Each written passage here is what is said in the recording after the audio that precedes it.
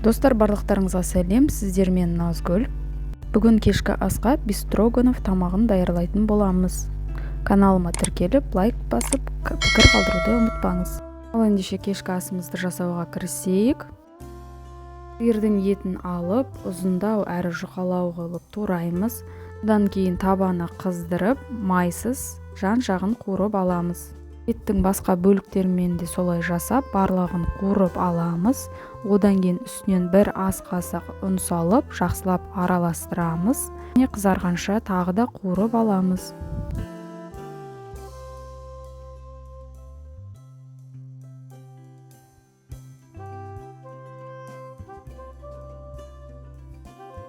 Бір пиязды алып майдалап тураймыз.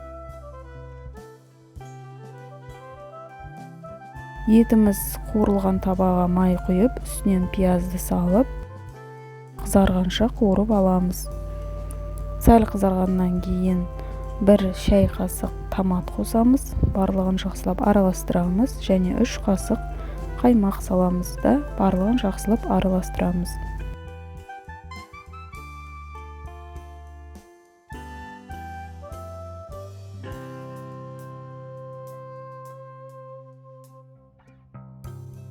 Үстіне қуырылған етімізді салып, барлығын жақсылап араластырып, тұз, бұрыш қосып, бетін жауып бұқтырамыз.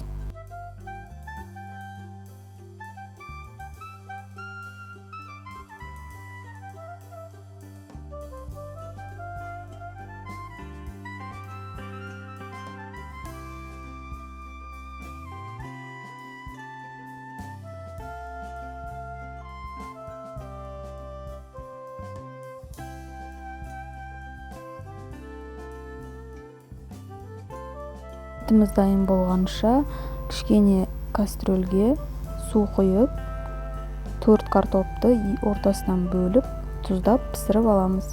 Картоп жұмсарғаннан кейін түбінде кішкене су қалдырамыз, қалған суын төк тастаймыз. Әрі май салып, барлығын жақсылап еземіз.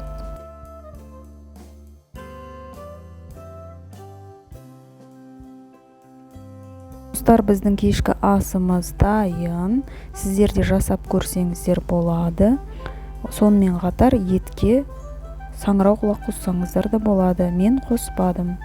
Етіміз майсыз қуырылғаннан кейін дәмі қақталған сияқты болып келеді. Бірақ өте керемет болып шығады. Сіздерге жасауға кеңес беремін. Ас болсын достар. Рахмет.